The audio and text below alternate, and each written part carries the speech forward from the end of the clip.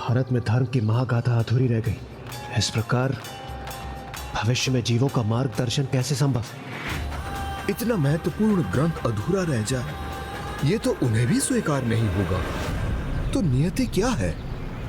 क्षमा करें प्रभु, मैं अपना कर्तव्य अधूरा नहीं छोड़ सकता। मुझे तो इस कार्य को पूर्ण करने का प्रयास करना ही होगा।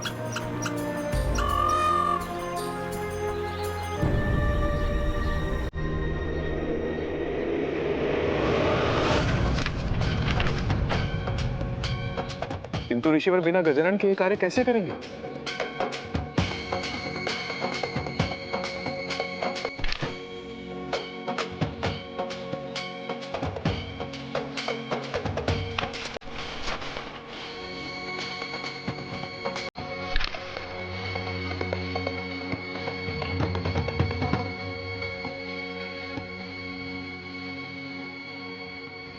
ये क्या?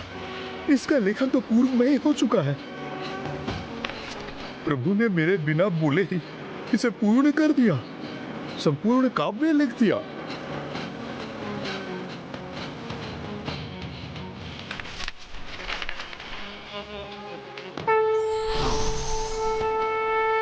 अद्भुत है आपकी लीला गजानन।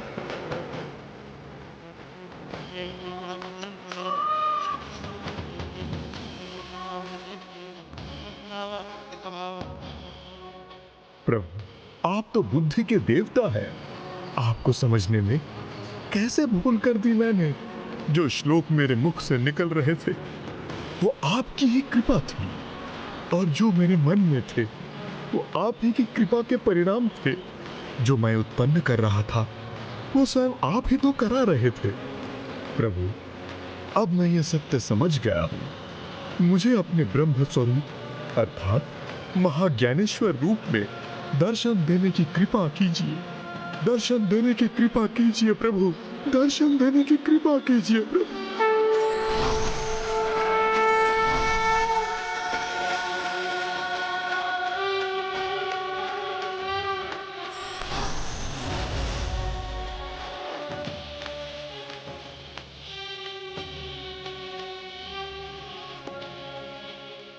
प्रभु, प्रभु।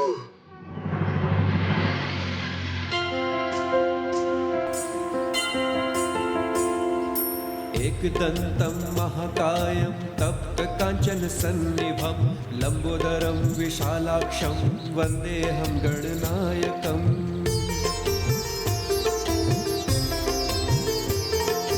ॐ नमस्ते गणपते त्वमेव प्रत्यक्षं तत्त्वमसि त्वमेव केवलं कर्तासि त्वमेव केवलं धर्तासि त्वमेव केवलं हर्तासि त्वमेव सर्वखल्विदं ब्रह्मासि।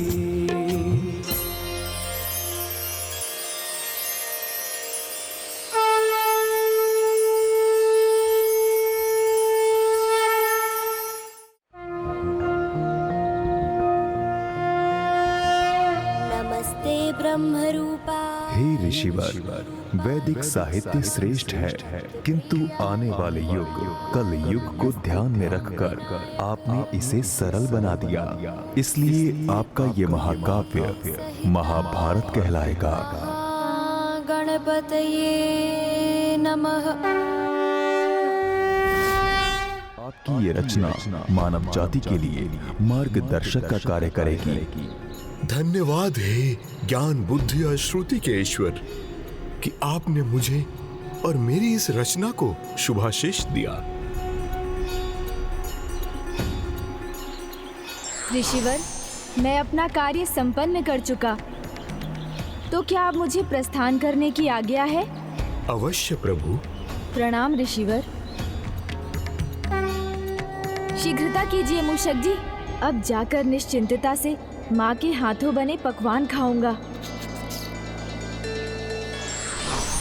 देवी, यहाँ नवीन दिव्य ऊर्जा संकेत दे रही है कि गणेश भी अपना कार्य पूर्ण कर शीघ्र लौटने वाला है।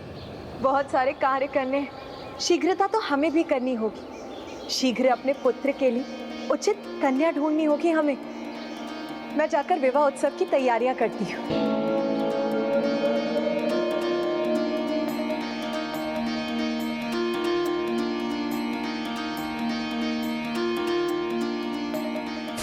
गणेश जी का विवाह? गणेश जी के लौटने पर सर्वप्रथम यह शुभ समाचार मैं ही उन्हें दूंगा।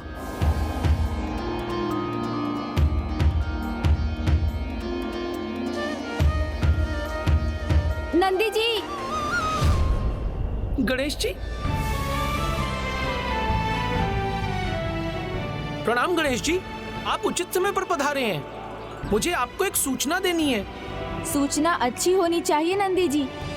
ये मत कहिएगा कि भोजन समाप्त हो गया, क्योंकि आपकी पोटली में से उसकी सुगंध मुझ तक पहुंच रही है।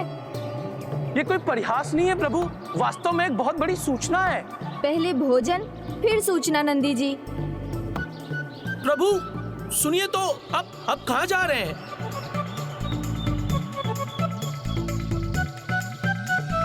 प्रभु सुन तो लीजिए, यह सूचना सुनकर आप आनंदित होकर उछल पड़ेंगे। अच्छा तो सुनाइए नंदी जी। आपका विवाह होने वाला है। माता और प्रभु आपके लिए उचित कन्या ढूंढ रहे हैं।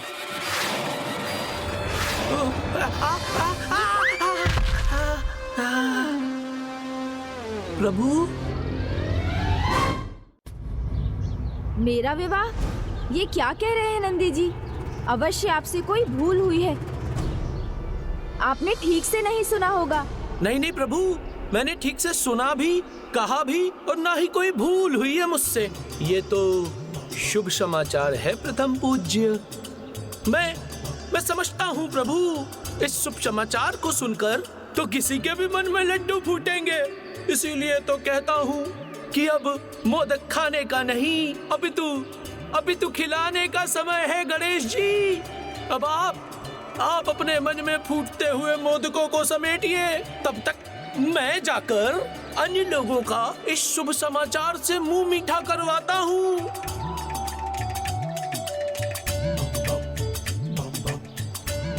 ओहो प्रथम पूज्य गणेश जी, सर्वप्रथम आप ही शुभ समाचार के साथ अपना मुंह मीठा कीजिए। फिर क्या जाने अवसर मिले ना मिले, क्योंकि विवाह के पश्चात तो आपको वही खाना पड़ेगा जो आपकी पत्नी खिलाएंगी। आज्ञा दीजिए प्रभु, मैं आता हूँ। प्रणाम। क्या विवाह के उपरांत मैं अपनी इच्छा से भोजन भी नहीं कर पाऊंगा? विवाह हुआ और स्वतंत्रता समाप्त।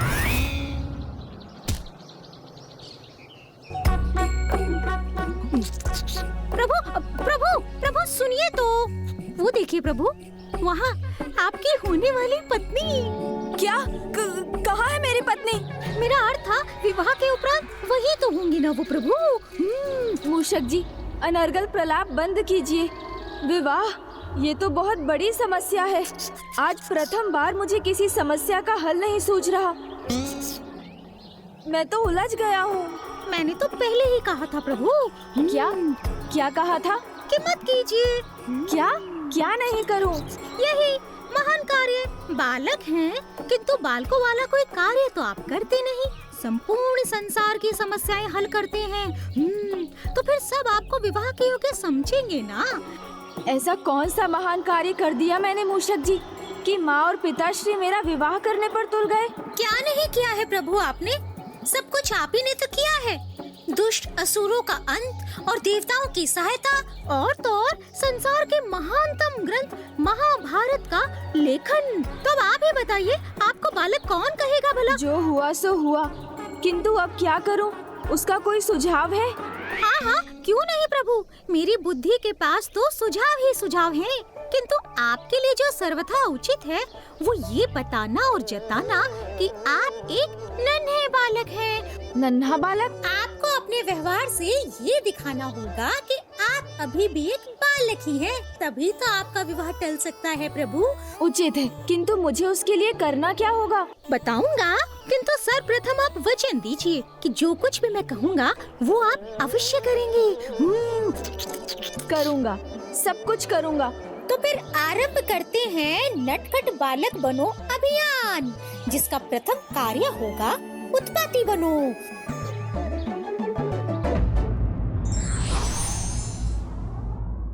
सकारात्मक कार्य के लिए की गई स्वस्थ प्रतिस्पर्धा से सदैव उत्तम फल की प्राप्ति होती है।